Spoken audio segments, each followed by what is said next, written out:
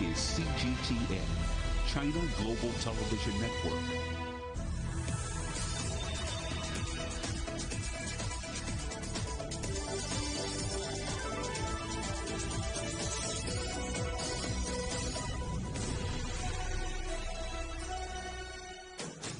Live from London, this is Global Business. Hello, welcome to the programme. I'm Jamie O. And I'm Robin Dwyer. Our top stories. Stopping a European war. Germany's foreign minister in Moscow for talks to try and de-escalate tension in Ukraine amid fears of a Russian invasion. As NATO meets to exhaust all diplomatic channels, hundreds of thousands of Ukrainians prepare for the worst and train to defend their country. At least 12 people killed and many injured in retaliatory Saudi-led coalition airstrikes on the Yemen capital, Sana'a.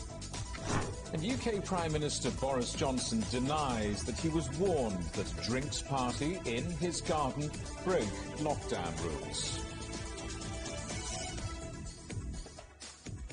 How to stop a European war, the priority for Germany's foreign minister in Moscow for talks aimed at easing tensions over Ukraine. Annalena Baerbock has met her Russian counterpart, Sergei Lavrov, for the first time amid growing fears that Moscow is preparing to invade the country. She said Germany is willing to pay a high economic price to defend democracy. Well, let's talk to our correspondent Julia Chapman in Moscow. Julia, Germany willing to pay a high economic price. I mean, that hints that the country may review its commitment to the Nord Stream 2 gas pipeline. Indeed, Western countries have been looking for whatever levers of pressure they can exert on Russia. And although Germany has had difficult relations with Russia in recent years, most recently expelling some Russian diplomats in December, it's certainly true that Germany is more economically intertwined with Russia than many other Western countries, and the Nord Stream 2 pipeline is a prime example of that. And so far, of course, German officials have been pretty reluctant to link that pipeline with any political issues, specifically with the threat that Russia is said to be posing over Ukraine with the troops built up on the Ukrainian border. But there has been a suggestion that that could now, in fact, be on the table. We've been hearing from Annalena Baerbock in her first meeting with Russian Foreign Minister Sergei Lavrov here in Moscow. This is what she had to say earlier. Those common rules are the foundation of our common European house. For Germany, they're the basis of our existence. Therefore, we have no other option but to defend those common rules, even if this means paying a high economic price. We have repeatedly reiterated at different levels of this federal government that if energy is being used as a weapon, that this would have consequences on the Nord Stream 2 pipeline. Julia, US senators in Kiev today as more pledges of support come in from NATO members. That's right. Although Germany has been reluctant to send any kind of defensive weapons to Ukraine because it doesn't send weapons to war zones, that hasn't been the case for other countries. The US has been pledging even further support for Ukraine with this bipartisan group of senators visiting Kiev this week and reiterating that support, saying that if there was to be any kind of a Russian invasion, which Russia denies any intention of carrying out, then the US would then continue to supply defensive lethal weapons to Ukraine, as well as continuing training that has been going on of the Ukrainian military. There's also been a deployment of British support as well, sending anti-tank weapons to Ukraine, and reports that Canada has also been sending a small number of troops, although that has been unconfirmed. So certainly we are seeing a stepping up of NATO countries moving to defend Ukraine in an effort to try to de-escalate these tensions with Russia as the negotiations continue, but so far haven't yielded any results. The US Secretary of State is also on his way to Kiev. Why is Antony Blinken coming again now? Well, it's certainly the U.S. perspective that Ukraine should have a seat at the table of these discussions with Russia. It's been left out of the process so far, with Russia preferring instead to negotiate directly with the United States. But Secretary Blinken very keen to see Ukraine play a bigger role in those discussions going forward. He's also held a phone conversation with Sergei Lavrov, the Russian foreign minister, today, where they have agreed to discuss things further. There may be a meeting in the near future. It hasn't been confirmed yet by either side, but certainly the U.S. is trying to enlarge the role of Ukraine because it does believe that it deserves a seat at the table when it comes to its own security. Julia Chapman, our correspondent in Moscow, thank you very much. Amid the threat of armed conflict, Ukraine is training up hundreds of thousands of civilians to defend their country in the event of the failure of diplomacy. CGTN's Guy Henderson has been to meet some of them.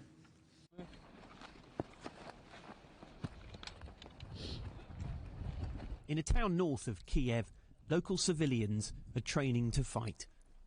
They're not paid professionals, they just have homes to defend. Yeah, because if not me, who will defend our country? That's like a simple question. And I decided that I don't want to explain my child that when there was a war, I was somewhere not doing my job to defend the country. That's the main reason. Ukraine's military have set up regular training sessions right across the country, hoping that might have a material impact on the thinking of Russian military planners as they consider their options. Russia denies any plans to invade, but if it did, Ukraine's army would be massively outnumbered, which is why it is training up hundreds of thousands of civilians like these to try and deter Moscow from choosing that option and resist it, even if it did.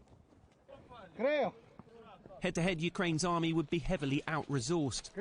Its Western backers have provided funds and some equipment. But Russia's army is still more than 4 times the size and significantly more advanced. Polls suggest Ukraine's public have turned sharply against Moscow in recent years, though, so officials pin their hopes on a high level of civilian motivation. I can say the 100% of the guarantee that if it's happened, I mean aggressions, the majority of the people in Ukraine will be defend our country. Some Western analysts worry its opponents may not take that seriously. Ukrainians think that should give the Russians a realistic rethink about what they can achieve, even if they should formally invade and occupy the country. So the problem there is that the Russians don't actually, or Putin, not the Russians, but Putin and his inner circle, they don't listen to this kind of news.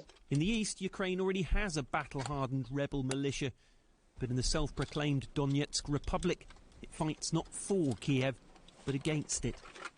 This fighter believes both sides are weary of war. No one needs it. Nobody on the other side wants to fight on, I believe. I hope we'll separate peacefully. We'll stay here, they'll stay there, that's it. That is looking increasingly unlikely, and if full-blown conflict comes, it may not just be a fight between armies. Guy Henderson, CGTN, Kiev. At least 12 people have been killed during airstrikes on the Yemeni capital, Sana'a. It comes after 3 people were killed by a drone attack in the United Arab Emirates, claimed to have been carried out by Houthi rebels in Yemen. Our correspondent, Naweed Jabaka, reports. An attack at the very heart of the UAE. Police in the capital Abu Dhabi say a drone strike caused 3 fuel trucks to explode at an oil refinery near the city's international airport. 3 people were killed, an incredibly rare event in a country that's a global tourism and business hub. The Iranian-backed Houthi rebel group in Yemen says it was responsible. Forces carried out a successful military operation which targeted the airports of Dubai and Abu Dhabi, the oil refinery in Abu Dhabi, and a number of important and sensitive sites and facilities. The successful operation was carried out with 5 ballistic missiles and numerous drones. the operation successfully achieved its objectives.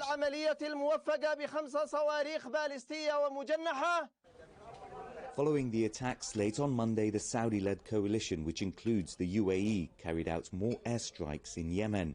In this neighborhood in the capital, Sana'a, the familiar, desperate search for survivors. The Houthis say at least 12 people were killed in the strikes, including civilians. The UAE has mostly withdrawn from the war in Yemen in recent years, but this latest incident risks drawing it further into a conflict which the UN called the world's worst humanitarian disaster, and one that's viewed as a regional proxy battle between Sunni Saudi Arabia and Shia Iran. Making matters worse for the UAE, it was welcoming South Korea's president when the explosions happened. He's now moved on to Saudi Arabia for meetings with its Crown Prince Mohammed bin Salman, widely viewed as the architect behind the war in Yemen. The UAE and Saudi are backing Yemeni government troops there who are fighting the Houthis for control.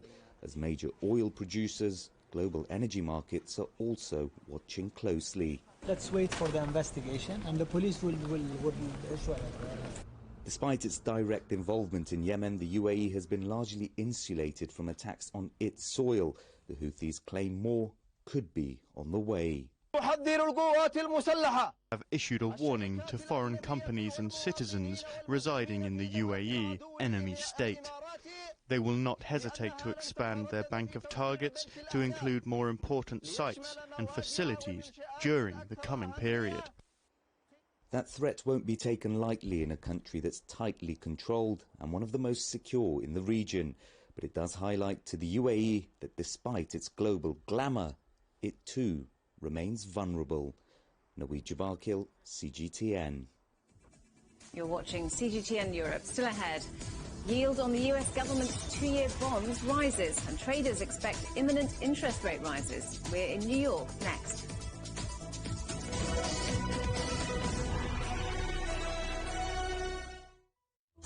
Search CGTN Europe wherever you get your podcasts to subscribe to the Agenda podcast. The Agenda with me, Stephen Cole, always gets to the heart of the story. Just subscribe today and listen now. Events have consequences. Words create impact. One more offensive in a long line of battles that's been ongoing for more. Just got to be careful here with some gunshots. Excuse us. The world today matters for your world tomorrow. The number of casualties is growing quickly. Why, this is one of the hardest hit towns in the region. The world today, every day on CGTN. Facing the unknown is always difficult. In a world in turmoil, it's easy to lose orientation. But when the storms come, we have to see the possibilities, reinvent, find new opportunities, discover a path forward. CGTN. See the difference.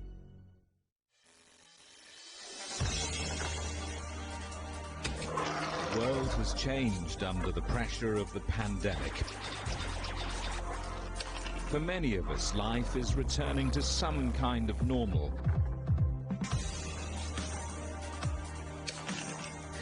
As we're adapting to changes in all of our lives, let Global Business Europe be your guide to the new normal.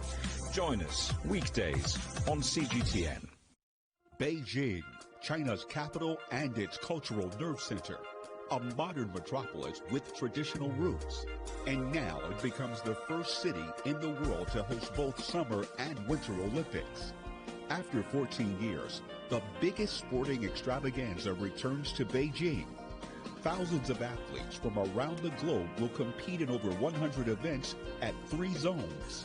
Cheered on by over 1.4 billion Chinese citizens and millions abroad. CGTN will bring you a ringside view of the historic event. 2022 Beijing Olympics, the games that matter on CGTN. See the difference.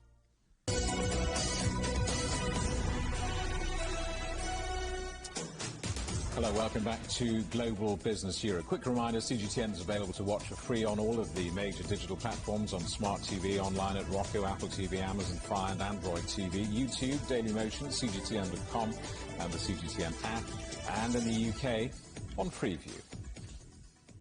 Looks like interest rates may soon go up. Yields on US government bonds have hit a 2-year high. The Federal Reserve is expected to announce a rate hike to try and put the brakes on inflation.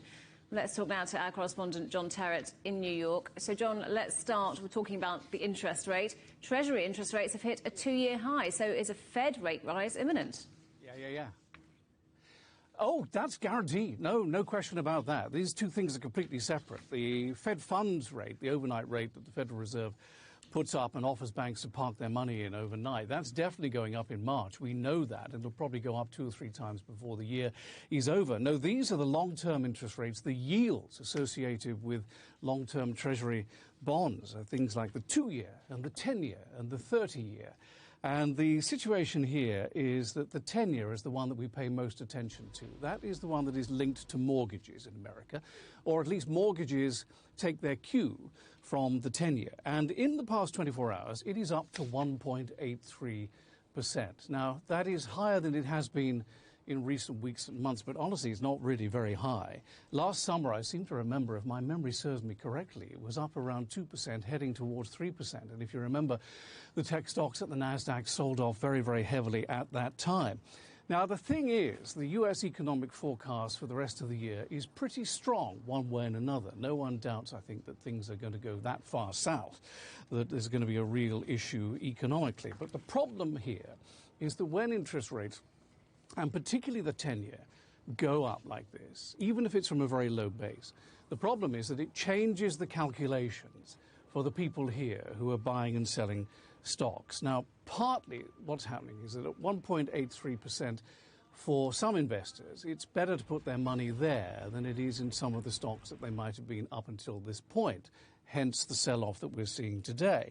On the other hand, there's another reason for this as well. Technology companies are selling off very badly at the moment over at the NASDAQ. And the reason for that is that they tend to borrow a lot of money because they're growth stocks, they're growing their business, they're expanding, they're often very new. And if interest rates are going up, then that means they're likely to spend less money on growth going forward. So what do these people do? They put their money into what they call value stocks, which tends to pay a dividend, a little divvy, every quarter, which is very nice. So that is what's happening at the moment. We're going from growth to value, and I've got the numbers for you at the moment. It looks pretty bad today. The Dow is down 538 points, 1.5%. NASDAQ down 273, 1.8%. S&P down 73, 1.5%.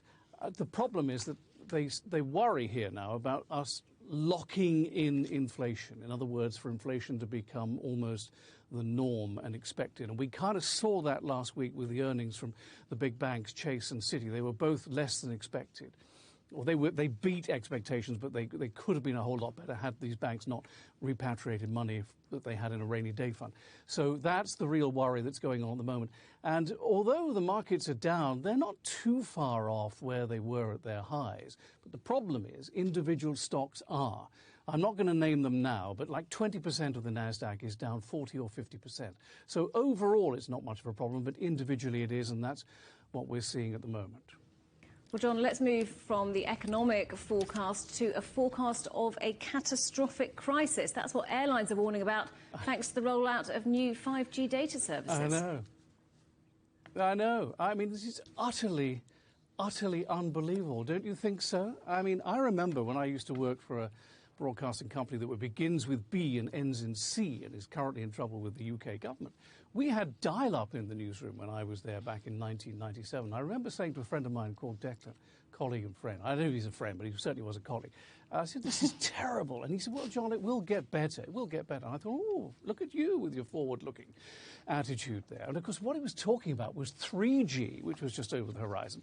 And now we have 5G around the world, and it's the holy grail of mobile internet provision. It's going to give us the most amazing speeds on these things and the ability to download. And the problem is now here in America, On the 11th day, at the 11th hour, and the 59th minute, they've literally come out, the airlines, all three of the big ones, written to the White House and said, look, if Verizon and AT&T come out with this 5G on Wednesday, tomorrow, then it's going to cause a catastrophic effect. We're going to have to cancel flights, and people could be stranded all over the world.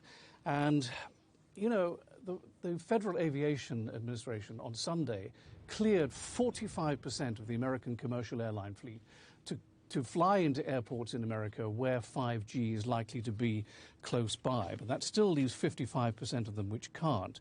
There is a 2-mile zone between these airports when 5G doesn't really kick in, but the airlines say, look, you know, that's simply not enough. 3.2 kilometers is simply not enough. AT&T and Verizon, two of the biggest carriers in the country, in the world, say, look, come on. You know, we've spent billions and billions on this 5G, and it's been rolled out around the world, and it's okay around the world, so what's the problem here? So they've got 24 hours to sort it out. It could be a very big problem. America doesn't need any more flight cancellations because of COVID and the weather. It's had plenty since Christmas. This could be a catastrophe for people stranded overseas. And there's one other interesting little fillip to this story. T-Mobile and Sprint, the other big wireless carrier in America, they have the greatest coverage of 5G at the moment, and they'll go on building on that. But their 5G doesn't affect aircraft instrumentation and risk aircraft running off the runway, which is the real problem here, because it's a different part of the radio spectrum. So AT&T and Verizon, one part of the spectrum, potentially affecting aircraft. T-Mobile, Sprint, another part of the spectrum, no problem at all. What an incredible, incredible business advantage they have at this time over at T-Mobile and Sprint. It's an unbelievable story. It really is. Well, John, as you say, 24 hours to make a decision. No doubt we'll be revisiting that story tomorrow. John Terrett, thank you very much. Yep. Surging oil prices have hit a 7-year high. European benchmark Brent crude broke $88 a barrel, and US benchmark WTI hit nearly $86, the highest level since 2014. The price hikes reflect hopes of a global recovery, boosting demand, and ongoing conflict in the Gulf, where Yemen's Houthi rebels claimed an attack that triggered a fuel tank blast in Abu Dhabi. Shares in Unilever have dropped to a 5-year low, compounding earlier losses. The sharp falls come after its $70 billion bid for GlaxoSmithKline's consumer business was rejected. Unilever said it's still interested in the buyout, calling GSK a strong strategic fit.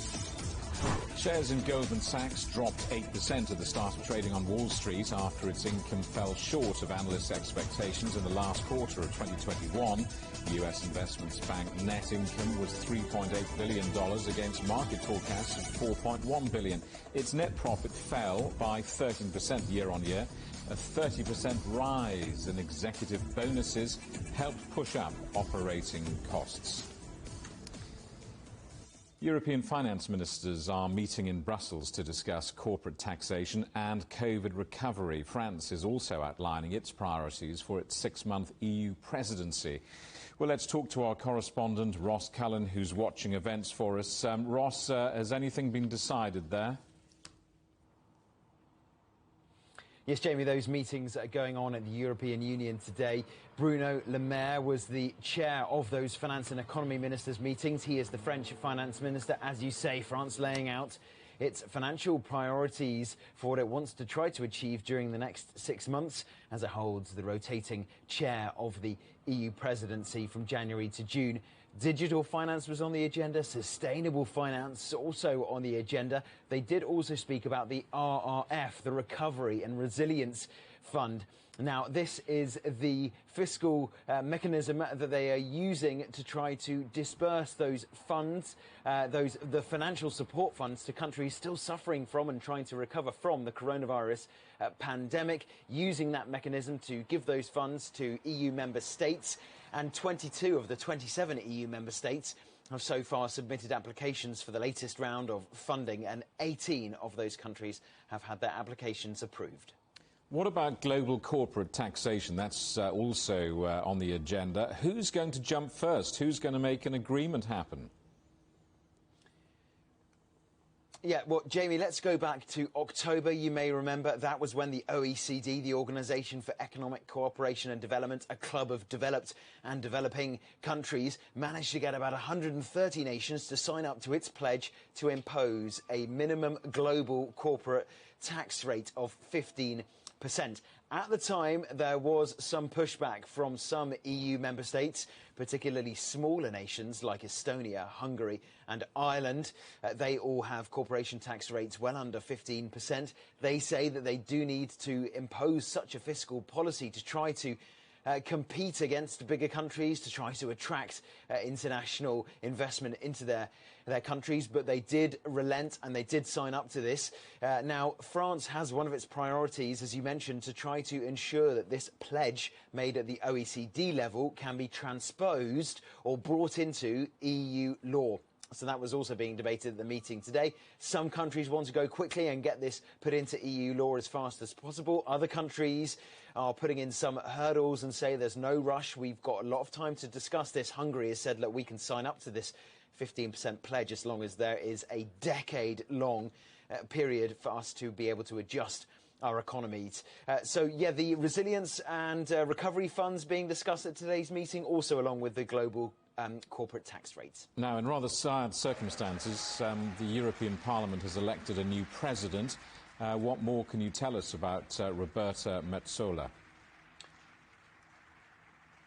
Yes, that's right. Roberta Metsola won the election this morning to become the new president of the EU Parliament, taking over from the late David Sassoli. The 65-year-old Italian politician died last week.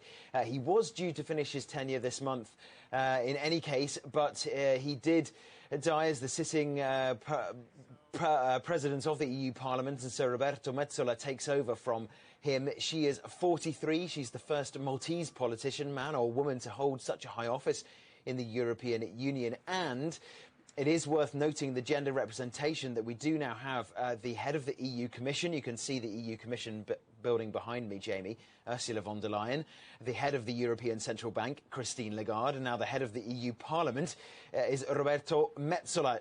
That role, the head of the EU Parliament, is overseeing the debates. The EU Commission proposes legislation, and then the 705 MEPs debate, amend and reject that legislation, and Roberta Metsola will be overseeing those policy debates in the chamber with the MEPs. And I should just mention that it was a day of celebration for two reasons: that she won the election to the EU Parliament presidency, and also, Jamie, I hope you sent in a card, because January the 18th is her birthday and she was 43 today. Excellent. Ross, thank you very much for that. Ross Callan, our correspondent. You're watching CGTN. Still ahead, we'll have the latest on the intensive round of diplomacy to avoid a European war.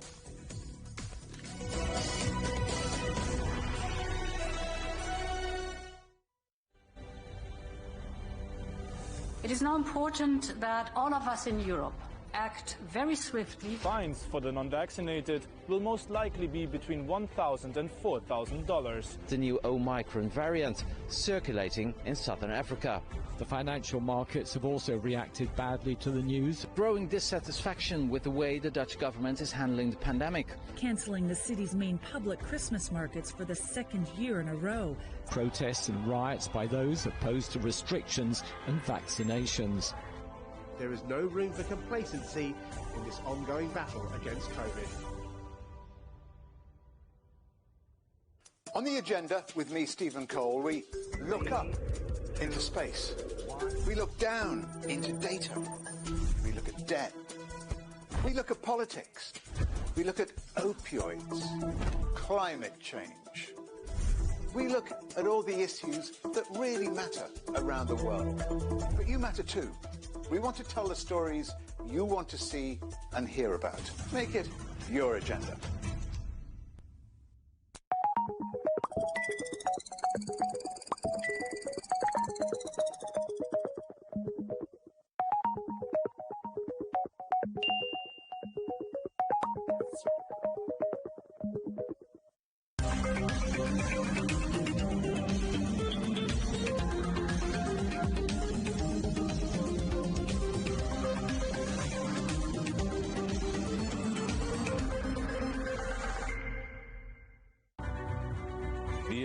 agreement is signed.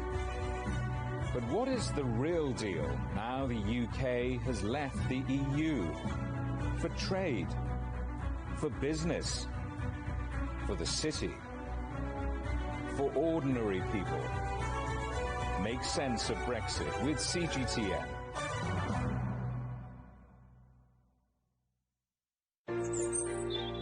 Ever wondered what's the difference between a bear and a bull market? Where are the cash cows? And who are the lame ducks? And what exactly are black swans? Grey rhinos? And unicorn companies? Make sense of it all with global business, only on CGTN.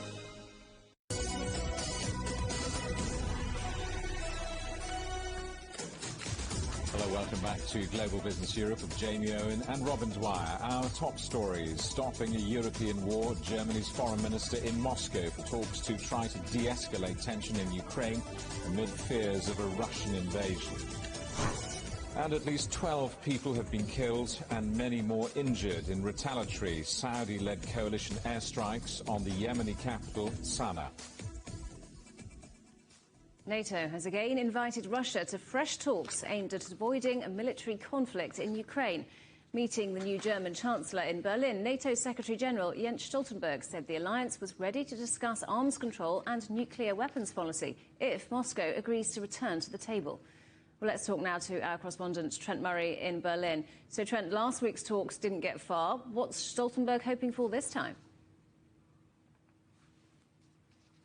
Well, I think in many ways NATO Secretary Jens Stoltenberg is playing to a couple of audiences here. I think first and foremost he's hoping that the Kremlin will be watching today's meetings in Berlin, seeing that he is there with the Chancellor of one of NATO's biggest countries and that they are singing from the same hymn sheet, if you will, in terms of European security and pushing back against Russian aggression. But I also think in many ways he's looking to play to certain members of the German government as well, because we do know that there are some voices within, say, the SPD party that have spoken already about things like not putting sanctions against Russia when it comes to the SWIFT payment system, putting that off the table. And certainly other more bearish people and bullish people in NATO are saying we shouldn't be taking anything off the table. So I think in many ways what Jens Stoltenberg is trying to do is send a symbol of strength and of unity, showing that Germany is on board when it comes to pushing back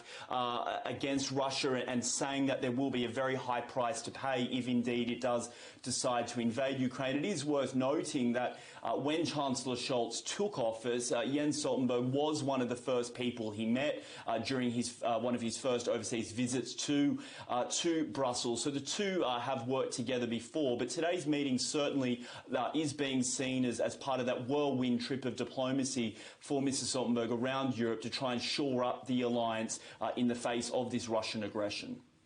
And Trent, how are German Foreign Minister Annalena Baerbock's comments in Moscow about Nord Stream 2 being received in Germany? Yeah, well, I mean, it's certainly a big day for diplomacy in Germany, isn't it? I mean, on one hand, you've got Stoltenberg in Berlin, and then, of course, Scholz's foreign minister in Moscow meeting with there with foreign ministry officials. Nord Stream 2 has always been the thorn in the side of the NATO alliance, especially for the US, this gas pipeline. And so Annalena Baerbock's comments that we will have no choice but to defend our common rules and that there will be a high economic price, certainly I think are being welcomed here by some members of the German government. I mean, there are splits in the German coalition government over Nord Stream 2. I mean, plainly speaking, Annalena Baerbock and the Green Party really do hate this pipeline and have been opposed to it for a long time, whereas members of the SPD and the alliance have been pretty supportive. And of course, Chancellor Scholz is often asked about this particular issue. He was asked about it today whilst he was meeting with Jens Stoltenberg. I think we've got a clip that we can have a listen to see how he responded to that criticism. The former German government and Chancellor, in close consultations with myself and the then Foreign Minister, agreed on this issue with the United States, with its government and President. We all support all aspects which belong to this agreement, and it's clear there will be a high price and that everything needs to be addressed if there should be military aggression against Ukraine. And we heard Chancellor Scholz there mention the United States. It's also worth mentioning that we have just heard today that US Secretary of State Anthony Blinken will be travelling to Berlin in the next 48 hours to hold urgent talks with Foreign Minister Annalena Baerbock and Chancellor Scholz about those issues with Ukraine, about the simmering tensions there. Undoubtedly, Nord Stream 2 will come up. Much of NATO is expecting Germany to be stronger in saying that it will switch Nord Stream 2 off if energy is used as a weapon. Trent Murray in Berlin, thank you. Tonga has confirmed 3 people have died following the tsunami that was triggered by an underwater volcano. Communications have been widely affected on the Pacific island country. The damage is yet to be fully assessed, with the main airport still out of action. Owen Poland reports. Last weekend's violent undersea eruption near Tonga has been described as one of the most powerful in more than 30 years. And New Zealand's Tongan community are praying for their family and friends who can't be contacted because communications have been cut to the islands. We are all a bit in the dark about exactly the scale of damage or what people are experiencing. Now, what we do know is that the ashfall has been significant and the tsunami waves have been destructive. The first victim has been identified as 50-year-old Angela Glover, a British woman who co-founded Tonga's Animal Welfare Society to care for stray dogs, which she was trying to save when she was swept away by the tsunami. We are just shattered, is the only word I can think to describe it. Angela was the heart of our family. She was the emotional heart of our family, and that heart is now gone. And military aircraft from New Zealand and Australia have flown over the islands to assess the full extent of the damage, but the biggest challenge is a lack of telephone and internet services because of a broken undersea communications cable which could take weeks to fix. There is no doubting the challenge that such an extraordinary volcanic eruption presents in terms of its impact, both, as you say, on communications, but also domestically in a country like Tonga. It's been estimated that 3/4 of Tonga's population have been affected by the eruption, and the Red Cross is ready to launch a disaster emergency fund. We're roughly thinking up to 80,000 people could be affected. But how many of them are seriously affected? We don't know. The most significant damage is on the west coast of Tonga's main Tongatapu Island, where the tsunami destroyed homes and businesses, including the popular Ha'atafu Beach Resort. Thick ash on the runway in the capital of Nuku'alofa has also prevented aircraft from landing with much needed aid like drinking water, so New Zealand is sending 2 ships instead. So the Navy are able to deploy very, very quickly. The question is making sure that they have on board all that will be required to meet the immediate needs of those in Tonga. Meanwhile, New Zealand's Tongan community is calling on people to donate money, food and clothing, which will hopefully reach the islands before the end of the week, once aircraft have been cleared to land. Owen Poland, CGTN, Auckland. Let's get some more now on the situation on the ground in Tonga, and we can speak to Claire Sanford, who's from the charity Save the Children UK. Thanks very much indeed for talking to us today, Claire. It's still, of course, very difficult to get the full picture from Tonga, but what do you think is the scale of what we're looking at here? It's really hard to determine at the moment the scale of the situation, and hopefully, with the surveillance that's being conducted by both the Australian and the New Zealand government, then hopefully we will get a better understanding either later today or certainly tomorrow as to the impact both on the main island but also of several of the other islands that surround the capital, some of which are incredibly low-lying. So I think there's some significant concerns around that. And I think the other thing that's, as your news article suggested, is that clearly because there's a limited lack of communication coming out of the country because of the damage to the underwater cable, that's obviously creating further issues around us being able to respond quickly since the emergency happened on Saturday. And what are the particular challenges of trying to bring aid to the area? It is very remote, isn't it? It's incredibly remote, and I think there's a variety of challenges that we're looking at. Firstly, the extent of the situation, so knowing the scale of the response that's required. Secondly, you know, you're hearing on your report around the New Zealand government sending in ships. You know, there's a variety of ways in which we can respond, usually with air freights into a country. But obviously, with an active volcano, we know that that can hamper flight efforts into a country. In addition, you know, much of the runways and the tarmac is covered in a significant amount of volcanic ash, which again requires a significant effort to clear. So I think access into the country and bringing in the resources that are required are probably some of the biggest challenges organisations are going to face. And as you say, ash on the runway, reports also that falling ash has made drinking water unusable. How serious is that?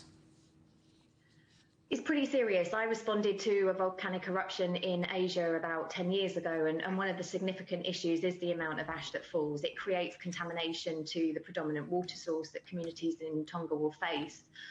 So, you know, they're traditionally boreholes and rainwater catchments in large ceramic containers, and so obviously the ash will create contamination of those water sources. Similarly, in areas that have been significantly impacted by the tsunami, the salt water will have inundated those boreholes. So again, the water source that these communities are relying on are going to be contaminated.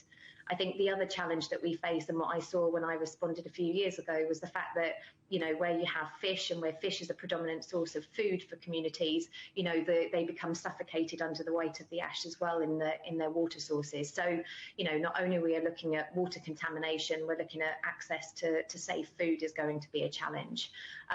Similarly, I think you've got issues in terms of shelter, in terms of how shelter has been impacted by the volcanic eruption and by the tsunami. And these are the immediate life-saving things that communities are going to want in the first few days. OK, Claire Sanford from Save the Children UK, thanks very much indeed for talking to us today.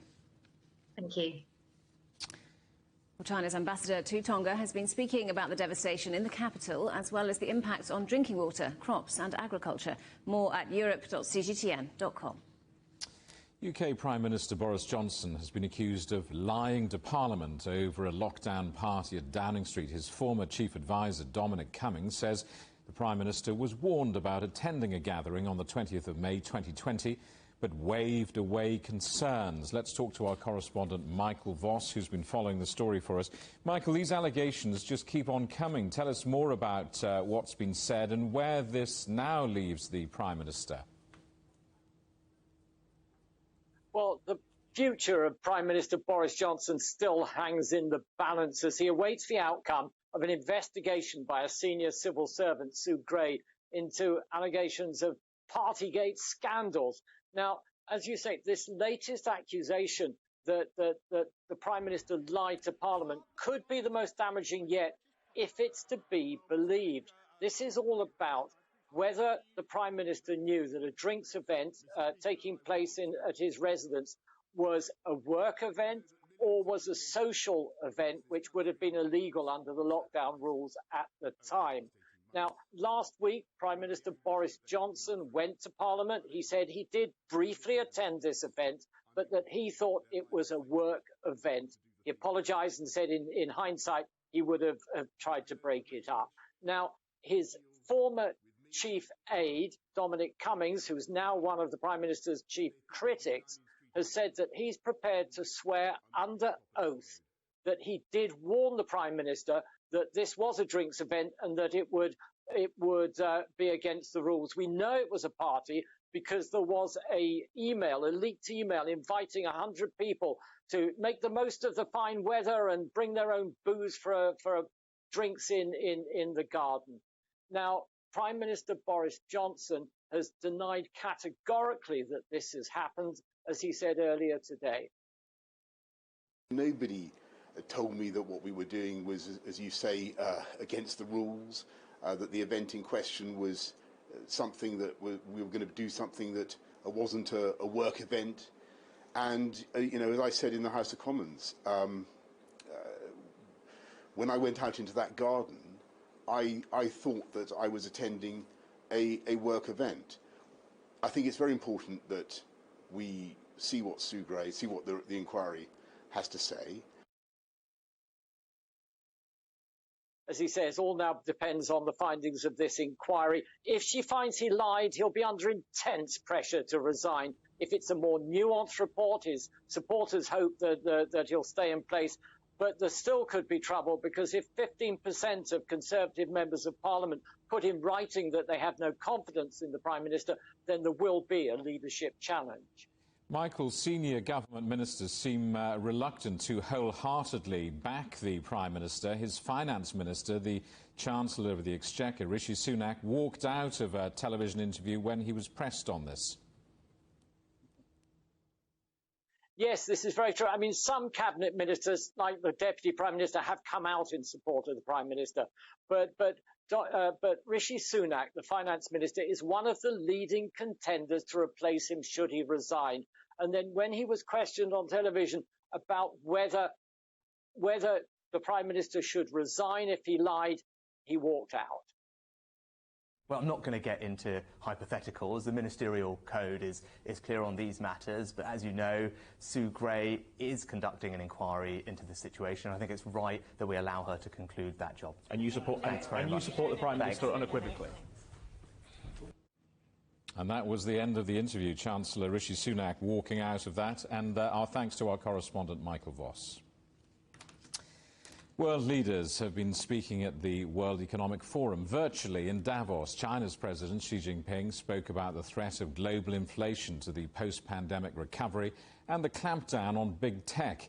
I've been talking to the veteran China watcher David Mann for his take on the speech. It was a speech of a global leader.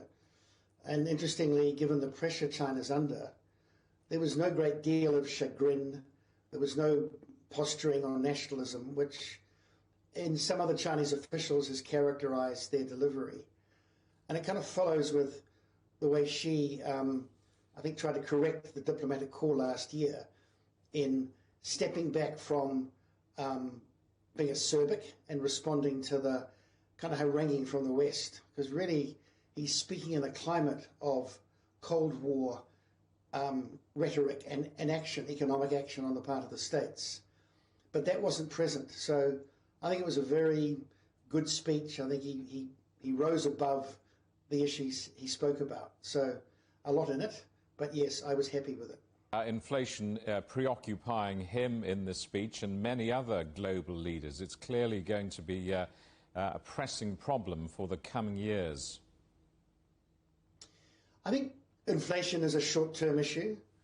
Inflation has been the price globally, and to some extent in China, but not to the same extent, of keeping people in jobs, keeping economies going, against extraordinary external challenges, which is, of course, is COVID. I mean, the problems of the world weren't because there were underlying deep financial issues and there weren't major problems with the global banks.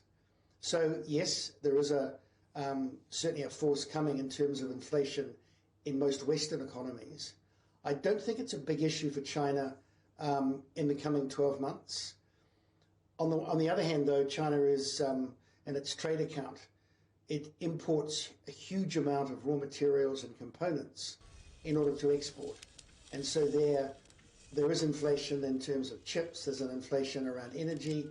Those things will have some impact, but it's manageable. Reducing global inequality is always a major theme of speeches for Davos.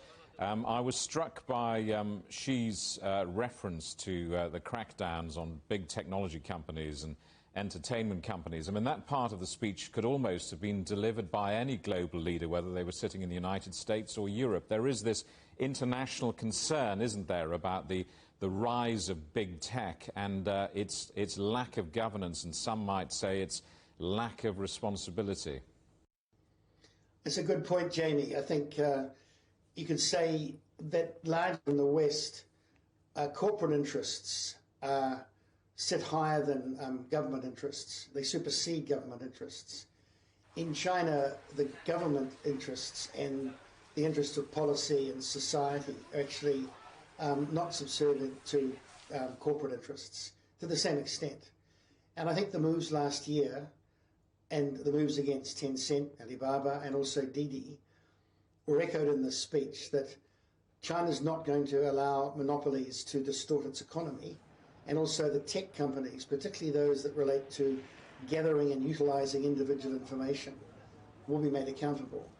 There was an element of carrot and stick about this crackdown on big tech, wasn't there? I mean, during his speech, she moved to address those concerns about this issue, saying that China is still open for business despite the curbs on those big corporates' ambitions. There are no real problems if you're handling information in a responsible way.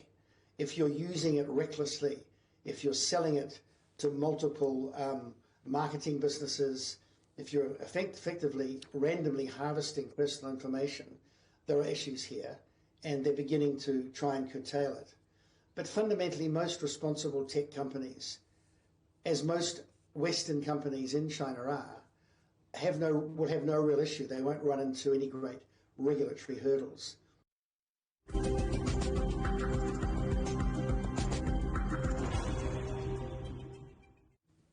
The UK has reported 438 new COVID deaths. That high figure reflects a delay in data reporting from the weekend, but it's still the largest daily death toll in nearly a year. Despite that, there is a suggestion that the wave triggered by the Omicron variant may have passed its peak. Michael Tilsley is the professor in infectious disease modelling at the University of Warwick. I asked him if this is the beginning of the end for the pandemic. I think it's a very brave person that would say it's the beginning of the end of the pandemic, but certainly where this wave is concerned, it looks like in the UK in particular, but also potentially other countries in Europe, early signs that things seem to be turning around. Cases in the UK are declining. Hospital admissions seem to be starting to turn around. So this is early signs that perhaps the Omicron wave's turning over, and as we get towards the milder weather in the Northern Hemisphere, hopefully we can start to think about more having a living with the virus type relationship. We're not quite there yet, but hopefully over the next few weeks we will be having those sorts of discussions. Let's drill down a little deeper on the UK picture. Looking at the UK, what do the numbers and the data tell us about the trajectory of the disease?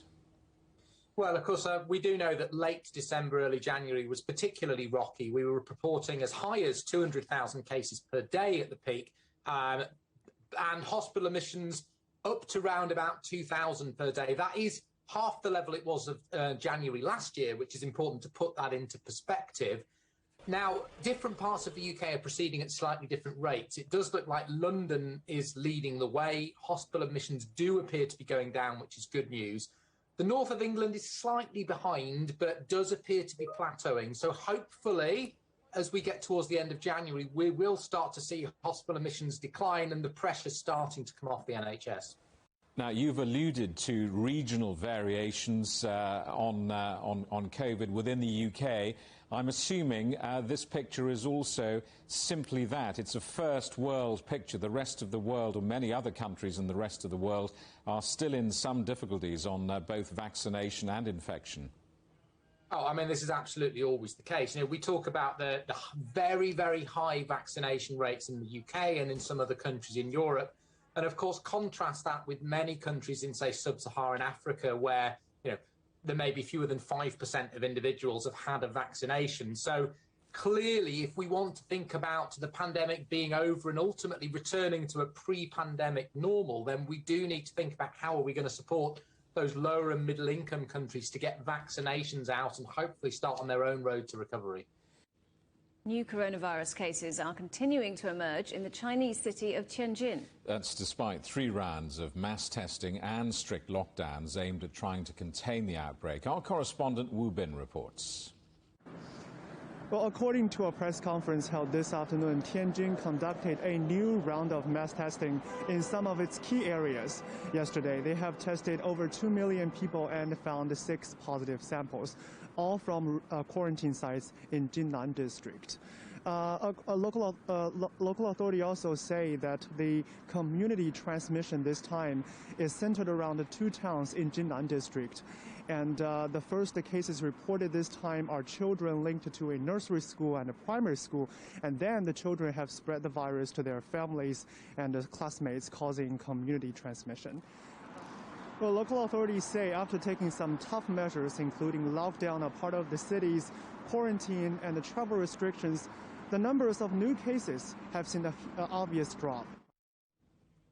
The once bright lights of Broadway have gone dark in the pandemic. 13 shows in New York's famous Theatreland have closed due to COVID-19, just months after reopening their doors. Cases among cast members and falling audience numbers are causing heavy losses, and many theatre workers are worried about their future.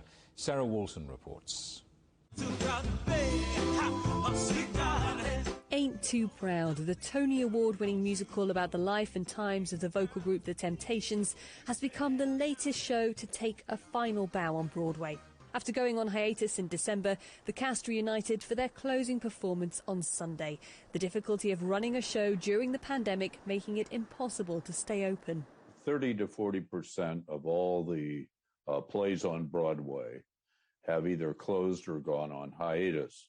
And the principal reason is simply safety. Also, you have to have the audience. Tourism is down in New York. 65% of all the people that come to Broadway plays are people from outside of New York.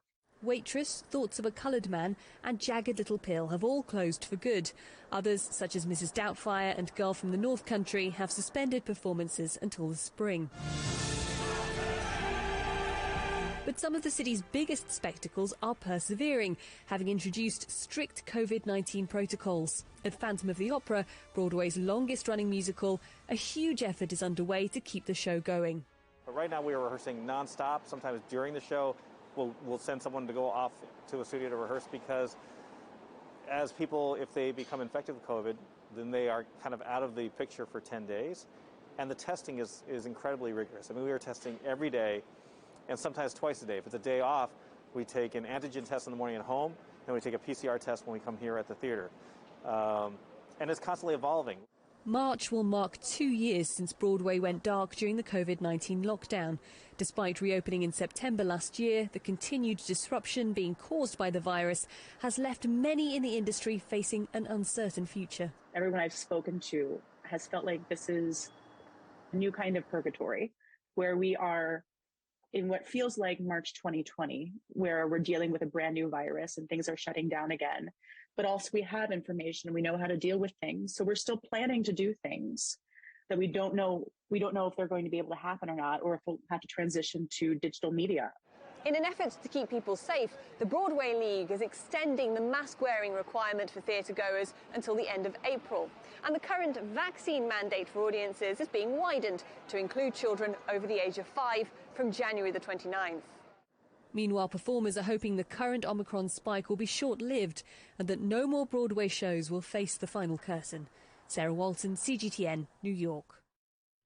And finally, if you've got a spare $5 million, the world's largest cut black diamond could be yours. Known as the Enigma, it's believed to have been created when an asteroid hit the Earth more than 2.5 billion years ago. The 555-carat diamond has gone on public display for the first time before it goes to auction. Now in Dubai, it'll travel on to the United States and then London before an online sale in February. The headlines again. Stopping a European war. Germany's foreign minister in Moscow for talks to try and de-escalate tension in Ukraine amid fears of a Russian invasion. As NATO meets to exhaust all of the diplomatic channels, hundreds of thousands of Ukrainians prepare for the worst and train to defend their country.